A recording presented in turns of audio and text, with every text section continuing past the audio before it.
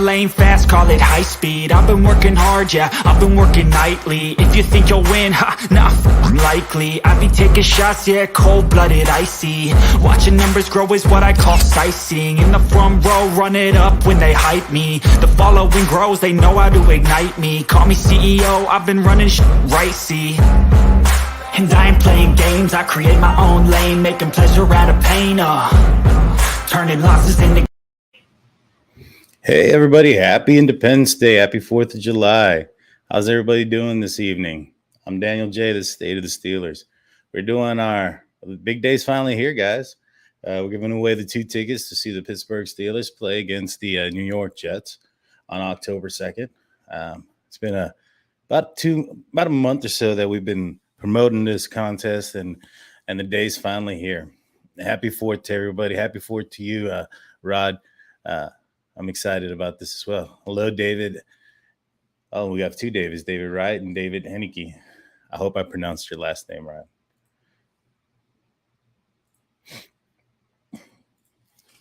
It's going to be a good day. It's a good day. I hope everybody's having a great one. So before we get into it and who we're going to give the tickets away, we're going to allow the everybody to come on in, so to speak. I want to kind of announce what we're going to do and how we'll win. So I am currently on a platform called StreamYard, and StreamYard has a giveaway tool. Now, to be entered into the tool, you have to put in a code word, right? And so at the end of today's show, when we do the contest, this here tool will then select one of the persons that put in the code word at random, and that's who will win the prize. Now, there's a couple of ways you can enter, guys. You can enter on YouTube. You can enter on Facebook. So you can search for us on YouTube. If you're watching this on YouTube, it's State of the Steelers. And if you're watching this on another platform, that's what we're at. And if you're looking for us on Facebook, you can find us at State of Steelers or State of the Steelers. And the third way you can enter, guys, is also on Twitter. We're currently broadcasting live on all 3 platforms. And so I'm going to put in the comments the code word, and you guys can start putting that in. It's going to be pretty simple. It's just going to be hashtag or the pound symbol, state. Where am I at? I don't want them. State of Steelers. All right. I just put that out there. It's in the comment section now. Well, it's loading as soon as it goes through. And so it's going to be hashtag State of Steelers. That's going to be the code word. And so at the end of the program, and I'm going to, give some people time to go to Twitter, go to Facebook, go to the YouTube and put that in there. But hashtag State of Steelers, that's the code word. At the end of the broadcast, what we'll do is I'll go to the giveaway tool. We'll hit the button there, and then it'll give us a comment at random, and that winner will be the guy or gal who wins these 2 tickets. Just so you guys can see what those tickets look like, or those seats look like. Let me show you guys a picture real quick. Oh, you know what? Hold on, wrong button. Give me 1 second. So here's a game that I attended last year. Right here, they're about to kick the field goal, so that's why there's the net up. But you're right here in the end zone. You're in the lower level, pretty much smack in the center of the field. You also got a great view of the jumbotron across the way there. And so, I think these seats are amazing. You can see them, when the Pittsburgh Steelers are coming at you and they're about to score. There's no other better view to see. Last year when we were playing against the Denver Broncos, Deontay Johnson caught a long ball down the sideline towards us, and that was an amazing thing to see. And so it's great view, and there's no perfect, I guess, seat in the stadium. At one point or another, the team's going to be on an angle that's not going to be at the best. So this view here has the greatest view, in my opinion, of the jumbotron there. And so, it's just something to see. It's great seats. If you guys haven't been out to Pittsburgh for a Steelers game, oh my gosh, I highly recommend going. It is amazing. I live in Texas, so I had gone to a few games outside of Pittsburgh before I finally made the trip out there.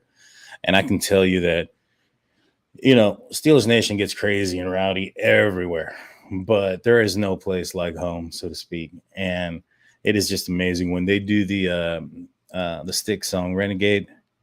It's just the lights turn off, everything goes amazing. It's awesome. Defense gets pumped. I love it. I can't wait. I cannot wait. It's Lou Dietrich. Yes, Renegade blows my mind as well. But I highly recommend you guys going out there. I went out there for a night game and a couple of years back, and it was just amazing when they hit the Renegade song. The whole place went crazy against the Seattle Seahawks last year. They was it the Denver Broncos? I think it was the Denver. No, it was the Seattle Seahawks. They almost did not play the song. We actually went into overtime, and they didn't play Renegade until overtime. And that one was pretty insane. I thought they would have played it throughout the game, but that game was crazy because we kind of had it handled, and all of a sudden they came back, and then TJ Watt had to save us and take us home, so to speak. Oh, man. And so, again, guys, so you can find us on Facebook at State of the Steelers. We're currently going live there. Also at Twitter. So what you're going to want to do is hashtag State of the Steelers, and that enters you as well into the giveaway. I'm seeing them come up and stay. Oh, man. So right here, let's take the out. I want to make sure that you're entered in there. So it's just State of Steelers. Hashtag State of Steelers. Did I make sure I put it in there right? Yeah, hashtag State of Steelers. And I'll give you guys so this is the tool itself, and this is the match words, hashtag State of Steelers. I don't believe that the S has to be capitalized, but you know what? Just to be on the safe side. I'm not sure if anybody has it capitalized or not, but there you go. Just make sure it's as fair as possible. So before we get into the contest and we give away the tickets, I want to make sure we give an ample of opportunity for everybody to go into Facebook, go on to YouTube, and enter as many times as possible. Now, StreamYard will only allow you will only pick. It doesn't allow for duplicates on the same platform. So if you're on YouTube and you push, hashtag State of Steelers like 5 times, it's only going to count one of them. And so the only way to get entered or to enter multiple times is to go onto the other platforms. But, excuse me. But while we're doing that, and before we head out that direction, I wanted to kind of just maybe look up some news on the Steelers side and talk a little Steelers while everybody's clocking in their hashtag. Let's see. Right here, Steel Curtain says, is Pat Freiermuth already the most underrated player in the Steelers? Let's talk about Pat. I love Pat Freiermuth. He's one of my favorite players on the team. I think he's an up-and-coming star in the NFL. I think that last year we didn't get to utilize his talents as a receiver as much as we'd like. Ben Roethlisberger wasn't passing over the middle of the field. There was many of plays that we can probably go back over and look where Pat was wide open and Ben chose the slant or close route to Deontay or whatnot, or to the slot receiver. But, multiple times that Pat Freiermuth was able to get open in the middle. And when you look at Mitch Trubisky or even especially Kenny Pickett loves to throw over the middle. That was where he ate most of the time, and a lot of his passes were when you look at his percentages. And so I think that Pat Freiermuth is going to be huge. He's going to have a huge step forward. Pittsburgh Steelers, like I said last year, didn't throw over the middle, so I don't think defenses are going to be anticipating a lot of throws over the middle. I think defenses are thinking that Pittsburgh Steelers are a routine team that do things routinely and are going to stick to a short passing game to implement or as an extension to the run. And so I think teams are going to kind of leave Pat open. So I expect Pat to be open early and often and have some big games early on. I would definitely put him in your fantasy football if you have, fantasy draft or whatnot, if you're on DraftKings or FanDuel or whatnot, week 1 or 2, because I think he's going to have a big game. I think that last year the Steelers didn't do, the Steelers haven't been known to have done either, play action pass a lot. And so, play action pass to the tight end is going to be amazing. And the tight end is usually the safety blanket for the quarterback. When you look at even when Ben Roethlisberger was taken out or got injured in Seattle and Mason Rudolph came in, 2 of his his scores came to Vance McDonald. And so I think that the Steelers are going to do kind of the same. I mean, also when you look at Ben Roethlisberger in his younger years with Heath Miller. So the tight end is going to definitely be a staple point and a safety blanket for a young QB. And I think Pat's ability to catch the ball is definitely going to make him a star early on. I think a lot of teams are sleeping on him. I was super excited last year when we got him. I know a lot of folks were kind of looking to get the center there that ended up going into the Kansas City Chiefs. But, at the time, all we had was Eric Ebron, and then we had Gentry. But Gentry hadn't made that body transformation up until last year. The end of the year before, he was still a little bit thin. And so he hadn't become what he could be this year. I mean, I think he has a lot of potential. He made himself bigger last year going into last year and really made a place for him blocking. And so it'd be interesting if he used to be an ex-quarterback, so he understands the defenses and can see probably read defenses with a different type of mindset. And so I think both of our tight ends are super underrated. But going back last year, we had Gentry, who was at the time a lot more unsure than what he is now. Still an unsure piece, but much more last year. And we had Eric Ebron, who, all purposes had an ability to drop the ball more than Deontay Johnson at high risk moments. And so, I think that at that moment, given the depth that we had at the tight end position, I saw the Pittsburgh Steelers drafting Freiermuth, and I was anticipating him getting picked if he was there in the second round. After that, I had no idea who the Steelers were going to go with. I didn't even know who Kendrick Green was when he got drafted in the third round. But those first 2 picks, Najee Harris was kind of obvious. Everybody kind of knew that, but I thought Pat was going to be pretty good. And I think, he's going to have a huge jump coming from his rookie season to his second year. I mean, he was already good and did a great job last year, but most rookies or most players that are good or elite football players make a jump year 2. And so I can anticipate him going from a very good tight end to an elite tight end this year. It'll be good stuff to see. I'm excited. We'll see what happens.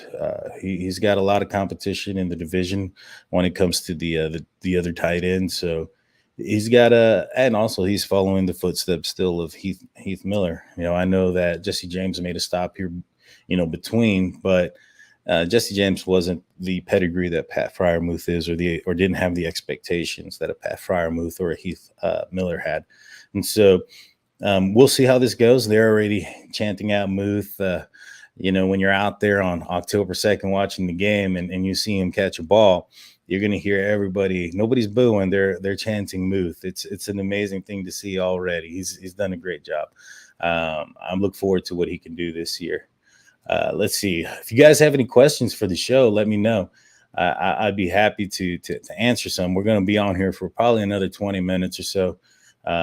Just answering questions, looking over maybe some headlines, and then we'll go get into it and see what's going on and see who wins these tickets. Let's see.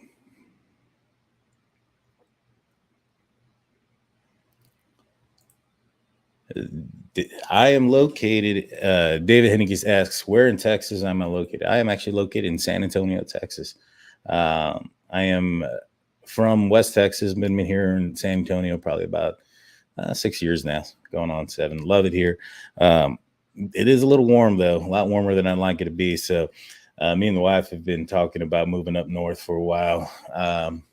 Not sure if up towards the PA area yet, but it's quite a possibility. We love it when we've gone out there.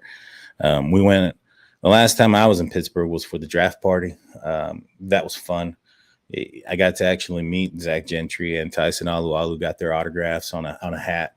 It was a lot of fun. I met up with Big Brosco from Behind the Steel Curtain out there. He was out there. We ran into each other. It was a great time. Got to talk to him for a little bit, and one of their followers, I think it was his name was Thaddeus, and so it was a good time. I'll be going back to Pittsburgh for training camp. I'll be there for Friday Night Lights and the Thursday before that. I'll actually be touching down the day before on Wednesday, and we'll be hanging out in the probably head out to the I think it's Hagerstown, Maryland, check out the Elise Lounge and meet up with my friend Rod out there before coming back to Latrobe and checking out training camp on Thursday. And I'm super excited for Friday Night Lights, and I'm super excited to get a visual of the players this year and the team that's going in. Of course, everybody's excited about that quarterback position. Everybody wants to see, who the Pittsburgh Steelers are going to be starting, how they're going to break up that rotation if Kenny Pickett's going to be able to move ahead of Mason Rudolph, and how soon that progression or how soon that jump is going to happen, if it happens at all. I had a conversation with Dave Schofield from Behind the Steel Curtain, where I just actually segmented off a couple clips. And yesterday, I sent out a clip referencing Kenny Pickett, and we were talking, and he says that, barring injury, he doesn't anticipate that that Kenny Pickett gets in there unless Mitch Trubisky completely stinks it up, and he was kind of indicating also that he doesn't think that maybe Kenny Pickett wouldn't start, even if Mitch Trubisky stunk it up, that maybe perhaps Mason would start ahead of him. And, I understand that, and I kind of agree with him. I get where he's coming from. Yesterday I was on the Steelers Nation Australia podcast with Mark, and a viewer actually asked us who would we want to start at quarterback this year, and the way I'd answered that question was, who would I prefer to start would be a ready to go Kenny Pickett.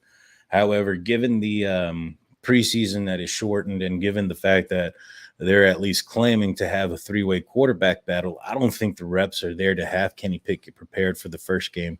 I understand he has a high ceiling and he's the most pro-ready quarterback.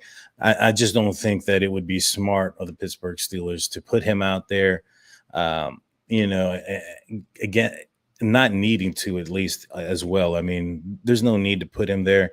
I think Mitch Trubisky is a fine quarterback. He's going to be able to, hold up the boat, so to speak, and be that bridge quarterback until Kenny Pickett's ready, and if Kenny Pickett's ready, then, that's another story. If Kenny comes in and lights up the world and wins that job, then that goes back to what I said was a ready Kenny Pickett. If he's ready to go, then I would prefer to have him in there. He's 24 years old.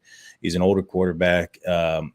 He's shown progression that's in an upward trajectory every year in college, and has overcome a lot of adversity. And so he's a proven and battle tested. And one of the things that the Pittsburgh Steelers really liked about him was the fact that his ability to lead and to just command an offense and command the team and be that leader that the Pittsburgh Steelers have been, wanting. Ben Roethlisberger has been trying to fill that need, here recently and be more leader-like. But at the end of the day, when you hear comments like from Deontay Johnson, where when he met Mitch Trubisky, and he's like, hey, he came up to me and dabbed me up. And I thought, oh, wow, that's cool. He kind of alluded that maybe Ben Roethlisberger wasn't so nice to him when he first met him. And there's been a lot of stories out there about how maybe Ben wasn't the most team-friendly guy. And so, the Pittsburgh Steelers are kind of wanting to change that. If you go and you listen to, like, Minka Fitzpatrick talk, and his demeanor and the way he talks, it's just amazing. His mentality is in the right spot. You know what I mean? And that's he recently came out with Minka recently came out with Chase Claypool and Miles Boykin, and you can just see the growth that and the maturity that Minka has, and we need a leader like Minka Fitzpatrick on the offensive side. The offense is just very young. You have guys like Chase Claypool and even most recently Juju Smith-Schuster, who departed, who were maybe had their idea more on their brand versus the game. And so, with that being said, I think a leader that's more about, hey, you know what? We got business to do. Let's take care of business. Let's get things done. I think that's what the Pittsburgh Steelers are looking forward to. And I think that could be Kenny Pickett.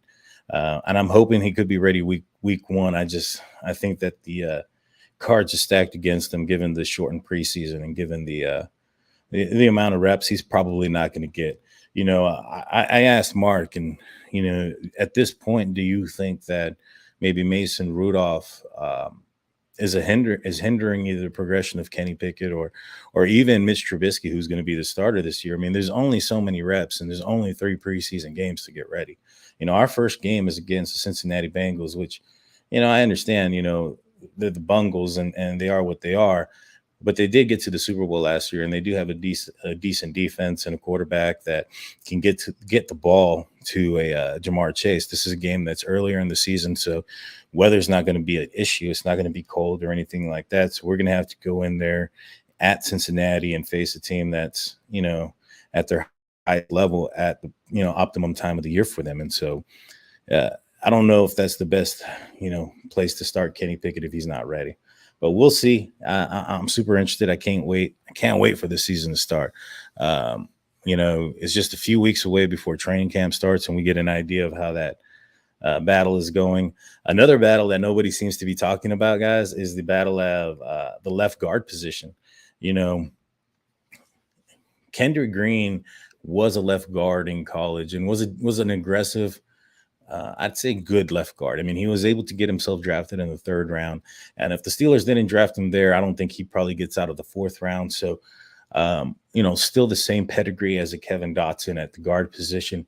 And he was naturally a left guard, and Dotson was a natural right guard who had an issue transitioning to the left guard. As much as we had liked to have seen him play, a couple of years back, and when they had Matt Filer in there more often than himself or DeCastro, who was clearly injured.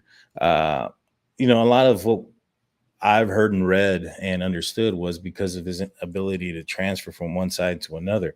Last year, DK Sports announced that there was a the Steelers weren't happy with Dotson coming into training camp, and a lot of people assumed that it was potentially because of the fact that he was maybe not physically conditioned. However, he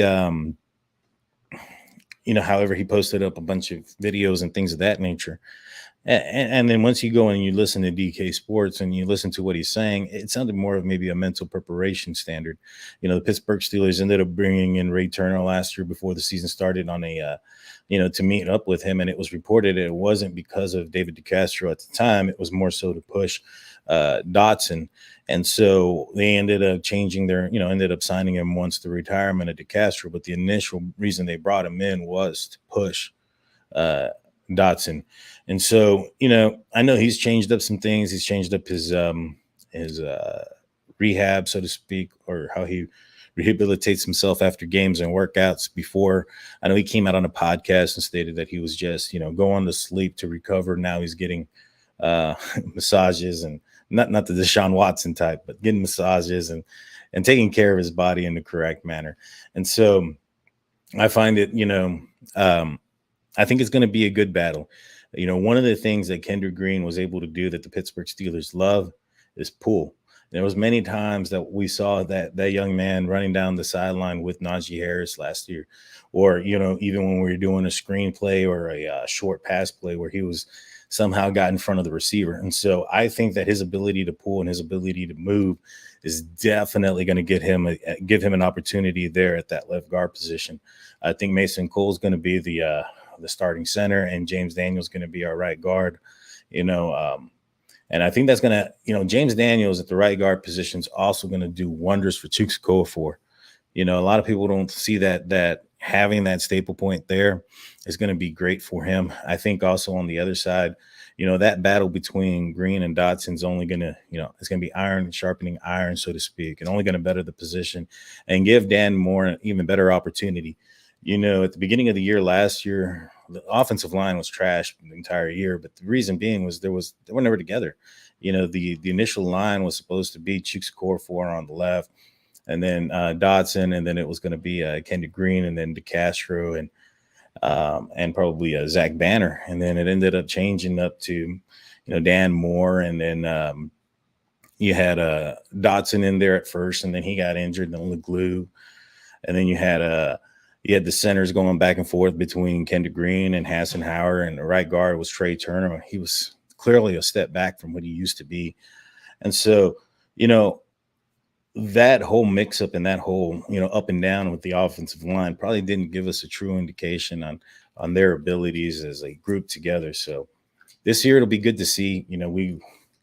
We also had Clem last year as an offensive coordinator who didn't finish the season, as the offensive coordinator. So Pat Meyer, that acquisition, I think we're going to see some huge improvements in our offensive line and our offensive running game. Let's see if we have any, and excuse me, let's see if we have any more questions in here. Let's see. Guard and also the receivers. Bear Right says the guard and also the receivers are going to battle. I think so too. That's going to be an interesting battle at the wide receiver position. You have Chase Claypool, who announced George Pickens in the draft. And not just that, this Pittsburgh Steelers also acquired Miles Boykin in free agency. All three of those receivers are 6'3 plus receivers running extremely fast 40-yard line and physical receivers that are known to block and be good and amazing on special teams. And so you have a similar skill set, a similar body type, and a similar receiver set. I think that all kind of equals some trouble there for Claypool. I think that there is a position there for him, which would be the slot. But then that makes you ask yourself, well, why do we get Calvin Austin the third? I don't think that maybe Calvin Austin is going to be there early on, but I do see him making a presence towards the middle of the season, maybe the end of the season, and getting into that rotation. And I don't see Calvin Austin taking reps away from Deontay or even the other outside receiver that's designed to push the defensive backs up.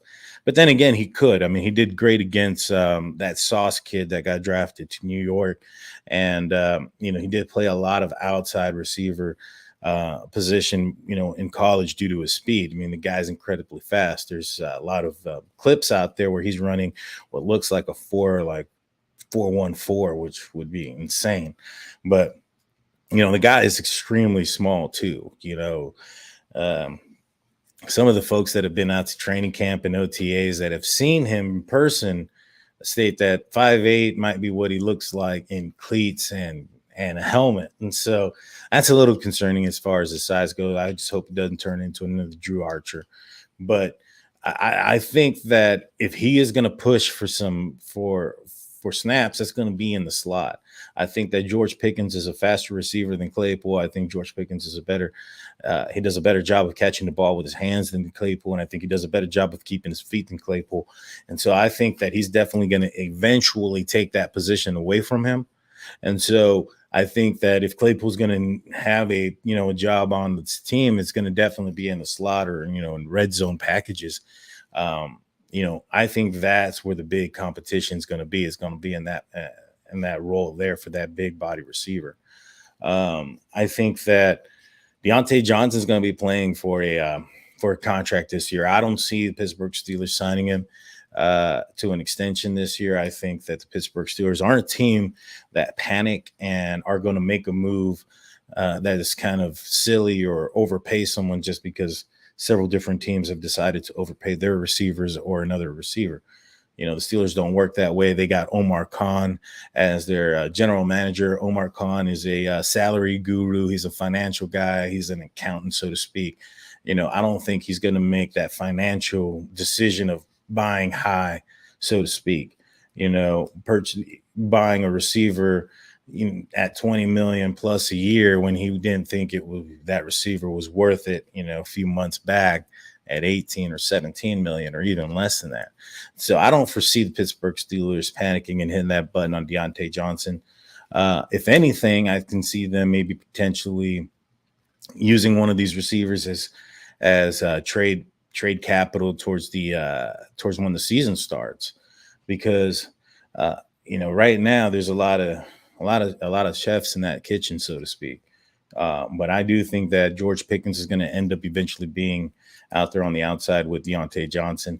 I don't see, though, this is the only issue, is that I don't see another Deontay Johnson type receiver that is your Santonio Holmes, is your AB type of receiver, opposite of your tall, fast, speedy receivers such as your Martavius Bryant, your Plaxico Burress style, which was what we have with George Pickens / Claypool and Boykin. And so we have some options. It's going to be pretty good to see. I'm interested. I mean, we haven't even talked about Anthony Miller, who at one point did amazing things, had a lot of touchdown passes from Trubisky when they were both played together in Chicago, and they're probably comfortable together. That guy may be a receiver that might sneak onto the 53 just because of that. Think of Ryan Switzer with Ben Roethlisberger, so to speak. I really hope that we're not going down that road again, but the Pittsburgh Steelers aren't afraid to keep a receiver on, just because the quarterback loves them. And it's sure, it looks like all arrows are pointing towards Trubisky being that guy. Let's see, we're about 31 minutes into it, guys. We're going to be doing this live for probably another 12 minutes or so, and then we'll start the contest. Remember, there's a couple ways you can enter. You got to be a subscriber, a follower, subscriber on YouTube, and a follower of us on Facebook or Twitter. And so all you have to do is hit hashtag State of Steelers in the comment section on Facebook and on YouTube here, and that'll enter you into the contest. And so we'll be doing that here in about 12 minutes. Let's see. Does anybody have any other any questions? Let's see. I have quite a few comments. Let's see. Not like Watson. Yeah. Yeah, that situation is crazy. Only the Browns can have done what they've done and put themselves in their position, but good for them. Good for them. I'm glad that they're in there. They put themselves there. Let's see. Here it is. What a chicken do. Let's see. Let's go look at what we have here for some more headlines. Let's see. Well, this one right here says possible trade Deontay Johnson to Dallas Cowboys. I don't think we'll trade him this year, guys. I don't think Deontay Johnson's the guy that we trade. I think if anything, it's going to be one of those tall guys. Arthur Mollett, a sub package piece. And running back McFarland looking for a role. Let's talk about those two guys. So Arthur Mollett, he came out kind of big towards the end of the year, started playing big man football. He's a little guy. He kind of reminded me a lot of Mike Hilton towards the end, doing a lot. He was showing up on blitz packages and things of that nature and actually tackling the running back. I think that he's going to push for that, slot cornerback position, but he's going to have to really make a name for himself in the special teams, because the cornerback position, I think it's getting kind of stacked. I know there's a lot of names there and maybe not a lot of known names, but there are some heavy names there. You have Wallace, you have Cam Sutton, you got Witherspoon. I think Mollett is going to have to battle it out or kind of go on a rotational piece with Cam Sutton in that slot role. I think that's going to be his position there. But then you have KZ, then you have who's also going to be playing that position, and you have also, oh man, his name escapes me, the other safety who was a first-round pick that had tore his Achilles tendon not too long ago. And I know what that feels like. I tore mine a couple years back. It was not fun.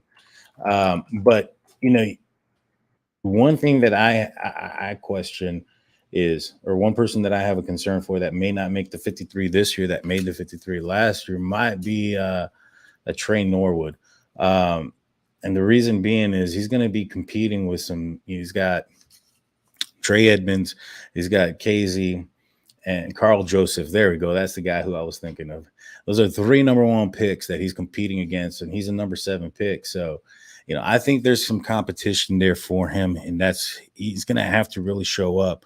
I think he did okay last year, but he also gave up quite a bit. If you remember in the Buffalo Bills game, he let Emmanuel Sanders get behind him quite a bit, and Josh Allen overthrew it. And that play alone right there that would have done the difference in that game, or been the difference in that game. And so, I know that was the first game of the year, 7th round pick, but that wasn't the only time that he had done that. There was several times throughout the year that I can remember he allowed the receivers to get behind him. I wasn't very impressed with his coverage down the field. I thought that he played very well in probably like zone type of plays, and when the play was in front of him. And when he played in the box, such as when he got that interception for Ben in the Cleveland game. But I think he has a lot of competition, a lot of pedigree ahead of him, or in the same room as him, and he's going to have to really step it up. We'll see how that goes. I'm looking forward to it. Let's see. Yeah, I agree. Millette wasn't so good in coverage. He was much better in the position of doing a lot better in the blitzing game. And so I think that given the contract that Mike Hilton got with Cincinnati, I found that, and how much money we had last year. And I understand that, DeCastro retired all of a sudden. That retirement came late in the year, or late in the offseason, I'm sorry, after we had already made our decision not to re-sign Hilton. But the deal that he got with the Bengals was one that we probably could have kept him. And I think that he would have done a lot better, especially with the tackling of the running backs earlier on and often, honestly, throughout the season last year. We'll see. I think that Millette has an opportunity, but I think it's pretty bad when I think it was ESPN or a couple of other places when I looked up the roster for the Pittsburgh Steelers and who they have, and they don't even have him listed right now as one of the defensive backs. But he's got a chance. He's an underdog, and everybody loves an underdog story. Let's see what else we have in here. Yes. Hit State of the Steelers. It's hashtag State of the Steelers. It's the way you enter. And we'll be doing that here in about, was that like 8 minutes or so? Let's see what else we have out here for us to talk about. So I hope everybody's having a happy 4th of July and everybody's being safe out there. I know me and the family, we're going to have a little barbecue later on, throw a little bit of fireworks. I live out in the county of my city, so I live outside city limits. So we're allowed to, and it also rained pretty heavy finally not too long ago. So we're allowed to have a little bit of the fireworks activities here. But I hope everybody's out there safe and enjoying it. It'll be fun. I'm looking forward to it. And one of you guys is going to have an even better 4th of July, because one of you guys is getting 2 tickets to see the Steelers play against the New York Jets this year. All we ask you guys, if you could, when you're out there, just send us a picture of you there and whatnot. And so that way we can put you on the channel and just say, hey, these guys won. And also after this, we'll be having more giveaways, guys. If the Pittsburgh Steelers make the playoffs and we can hit 1,000 subscribers before which I think we will. We're somewhere around 229, I believe. And I am so appreciative of all 229 of you subscribers on YouTube. We're moving in the right direction. But if we can hit to 1,000 before the season and the Pittsburgh Steelers make the playoffs, I might be giving a seat next to me away to a lucky subscriber. We'll see. We got to get there, and we got to get to that. We got to get to that 1,000 subscribers. We got to get to the playoffs too. But next year we'll be giving away 2 tickets again. We'll be doing this annually. I'm a season ticket holder guys. So if you guys are interested in purchasing tickets, I also sell some, the ones that I don't attend. Right now, I have sold the first game against the New England Patriots. In fact, let me pull it up real quick. And so the first game is sold from the New England Patriots. Second home game is this one that I'm giving away. The third home game is the one that I'm going to, which is against the Tampa Bay Buccaneers. Fourth home game is the Saints game. And give me one second. That one I might be going to. I know me and one of my coworkers from work have he's a Saints fan, so we might be going to that one. And then after that, I have the rest of them for sale. So if you're interested in purchasing one of those tickets, hit me up in my email. It's in the bottom here. It's stateofthesteelers@gmail.com. I'll show you guys a picture of where they're at again. I think they're pretty nice seats. I love it when we go out there. Me and my wife have a great time. And so the rest of the season is available. The only one that I haven't posted up for sales is the Cleveland Brown game, which is the last game of the season. It's to be determined. It hasn't. The Steelers haven't announced, or the NFL hasn't announced the schedule for the last game of the year for all the teams, and ours isn't announced. And I might go to that one. We'll see. We'll see. It's going to be cold. It's in January in Pittsburgh, so we'll see what happens. But if you want to go see the Steelers versus the Bengals, or the Steelers versus the Ravens, and the which one's the Raiders, that one's on Christmas, guys. I got that one available too, and I give those out to my subscribers at a discount. So keep them subscribed. Let's see. So the Steelers will be going to St. Vincent College this year in Latrobe. I'm going to be there. Is anybody else going to be out there in St. Vincent?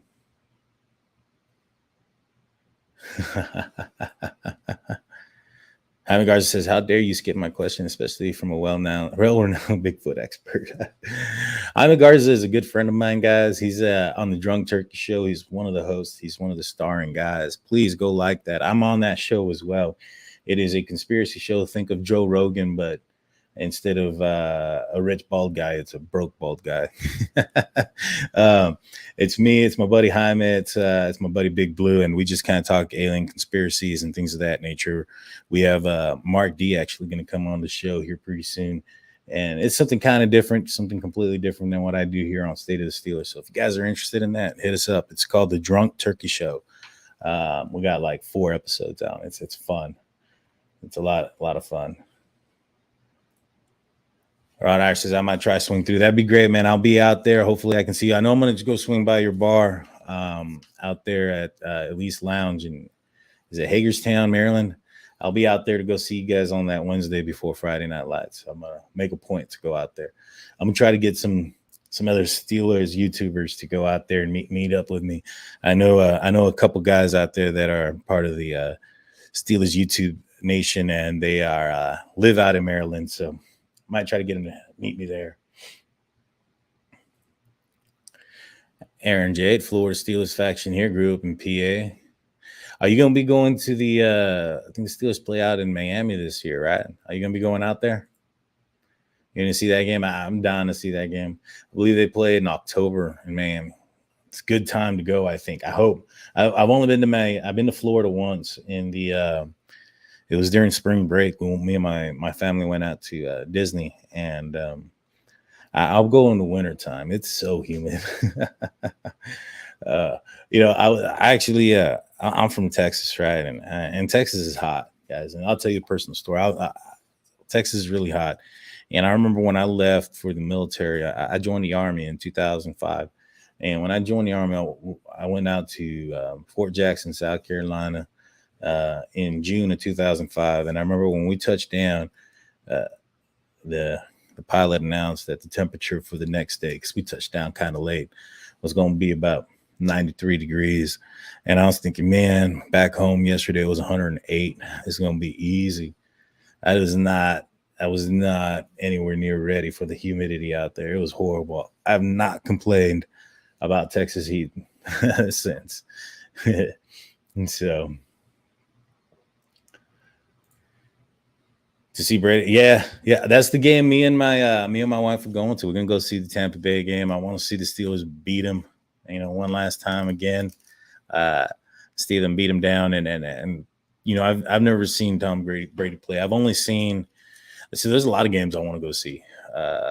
I just recently acquired my season tickets, so it's they're new to me. I went last year with my first 2 games that I went to, and we saw the Denver Broncos and the Seattle Seahawks, and we chose those 2 games to go see because they were back to back. But what do you call it?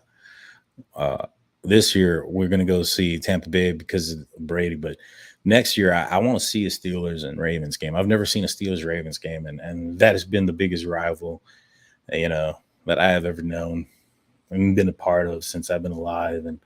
And I would definitely love to go see us beat down the rat turds. So guys, we're 45 minutes into this. It's about that time. Let's do this.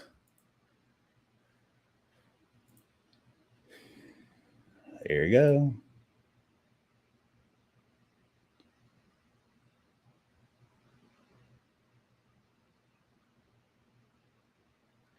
Alex Arneson from Facebook. Congratulations, buddy. I actually know you. Wow, congratulations. You'll be going seeing the Pittsburgh Steelers play live against the New York Jets on October 2nd. Congratulations, bro. I'll be messaging you in a little bit. Get your information, get your email address so I can send them out to you. You will have to wear a Steelers jersey to the game, bro. Congratulations. Here he is. I'm so happy for you, man. Congratulations. Please share and like and subscribe. Please please hit that like and subscribe button and everything else. We do have other giveaways to give out, and we'll be doing more of these soon.